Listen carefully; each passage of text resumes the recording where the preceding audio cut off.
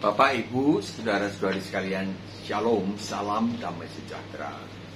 Channel Apologet, Murtadin Perlu Tahu ini, sharing ke-99 dengan topik ayat kontradiksi di Alkitab. Lukas 16 ayat 16, kontradiksi dengan ayat Lukas 16 ayat 17. Ini pertanyaan daripada Mr. atau Mrs. atau Miss Yohana Askariot yang ada di kolom komen. Lukas 16 ayat 16, sabda Yesus Kristus, hukum Taurat dan kitab para nabi berlaku sampai kepada zaman Yohanes Pembaptis. Dan sejak waktu itu kerajaan Allah diberitakan dan setiap orang yang mendengarnya menggagahinya, berebut memasukinya. Lukas 16 ayat 17, lebih mudah langit dan bumi lenyap daripada satu titik dari hukum Taurat batal. Ini yang kontradiktif tuh. Tadi bilang berlaku sampai zaman Yohanes Pembaptis.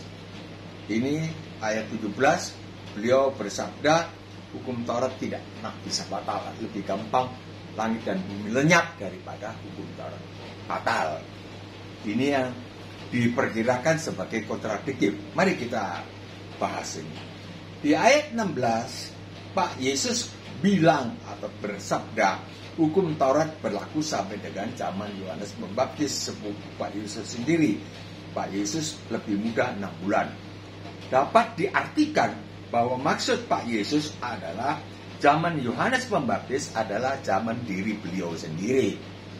Pak Yesus sebenarnya bersabda, hukum Taurat berlaku sampai kepada zaman aku, yaitu saat aku menyerahkan nyawa di kayu salib untuk menggenapi tuntutan hukuman yang dituntut hukum Taurat bagi manusia.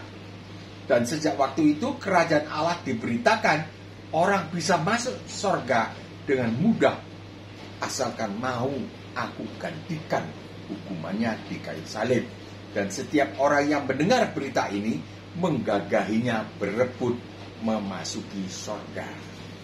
Jadi hukum Taurat tidak dibatalkan, melainkan hanya tuntutannya yang digenapi.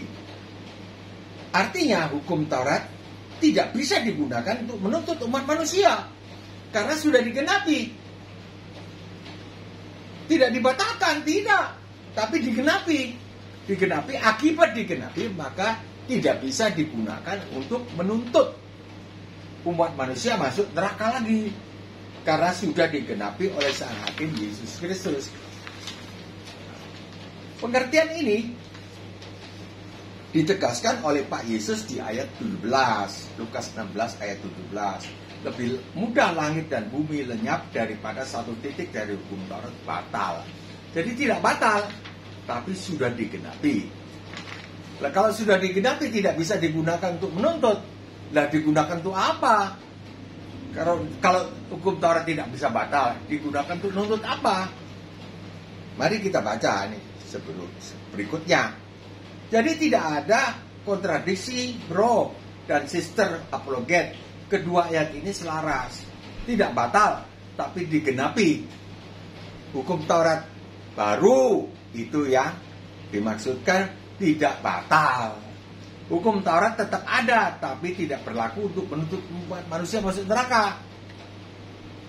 Semua yang merasa manusia dan yang mau digantikan hukumannya oleh Pak Yesus di atas kayu salib dipersilakan masuk surga dengan syarat setelah selamat harus hidup mengacu pada hukum Taurat versi baru yang tidak pernah lenyap. Yang contohnya tertulis di ayat 18. Lukas 16 ayat 18, setiap orang yang menceraikan istrinya lalu kawin dengan perempuan lain, ia berbuat zina. Dan setiap orang yang kawin dengan perempuan yang diceraikan suaminya, ia berbuat zina. Jadi mari bro dan sister apologet, jangan kawin cerai lagi ya. Lebih baik mari kita berebut menggagahi surga yang dengan gratis disediakan oleh Pak Yesus, yang adalah Tuhan yang hanya untuk kurun waktu 33 tahun saja menampil menjadi manusia. Untuk lengkapnya hukum Taurat versi baru bisa disimak di Matius 5 ayat 20 sampai 48. Khusus untuk perceraian itu bisa disimak Matius 5 32. Orang-orang yang sudah mau menerima keselamatan di dalam Pak Yesus atau Tuhan Yesus ini, namun tidak mau hidup mengacu pada hukum Taurat versi baru untuk otomatis batal selamat. Tidak mau artinya dia tetap melakukan kawin cerai. Sampai di sini dulu saya Mbak Bagio Bahagia mohon pamit undur diri. Insya Allah kita masih bisa jumpa lagi besok atau lusa di dalam bahasan lain. Durasinya pendek, padat, penuh cinta kasih dari surga dari Tuhan Yesus. Kiranya turunlah segala berkat keselamatan di tengah-tengah kita sekalian umat beragama di seluruh dunia.